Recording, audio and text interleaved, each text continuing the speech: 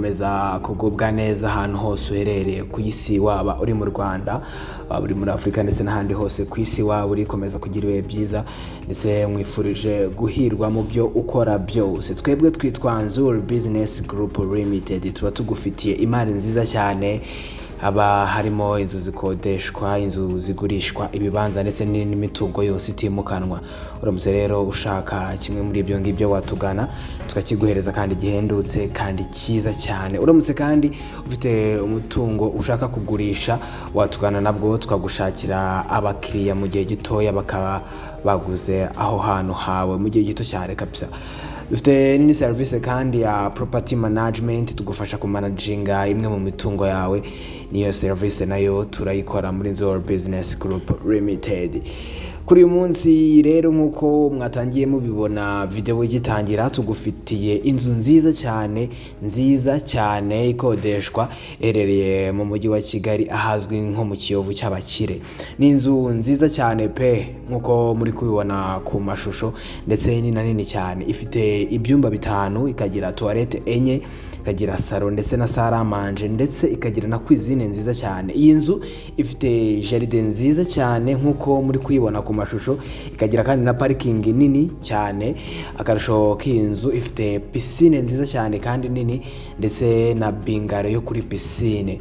Iyi nzu kandi iri kuri kaburimbo neza, birumvikana ko ari ahantu heza cyane ushobora kuyituramo cyangwa ugashyiramo biro. Iyi nzu ikaba ikodeshwa amafaranga atari menshi, uko ikodeshwa 2,270,000 by'amafaranga y'u Rwanda, ariko ashobora no kuganirwaho.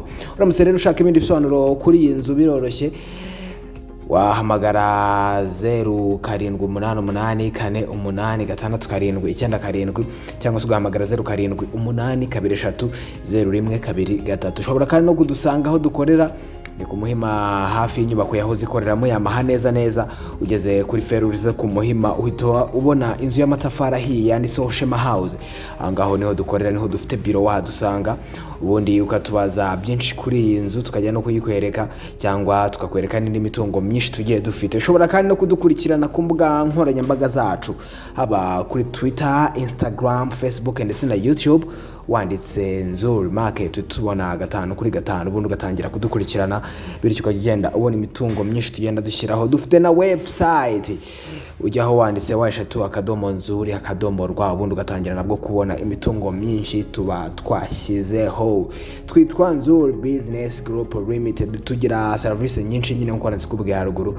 Rero ni byiza cyane ko watugana kandi ugeze iwacu ahitaba umwami, mukiriya tumwakira nk'umwami. Inzu rero nari ndimo nakubwira yerereye mu Kiyovu cy'abakire, ubwo ni mu mujyi wa Kigali birumvikana, ndetse ikaba ari inzu nini cyane, ifite ibyumba 5, ifite toilette enye, ndetse ikaba ifite na piscine ndetse na bingaro yo kuri piscine. Ni inzu nziza cyane rero, uramutse uyishaka wayituramo cyangwa ugashyiramo biro, biroroshye cyane rwose, watugana ubundi twayikugezaho 5/5. Ntiwibagirwe gukora subscribe kuri iyi channel kugira ngo izindi video zose tuzadushyiraho, indi mitungo yose tuzajya dushyira kuri YouTube channel yacu uzajibona mu mbere 5/5. And of course, this is Nzuri Business Group Limited.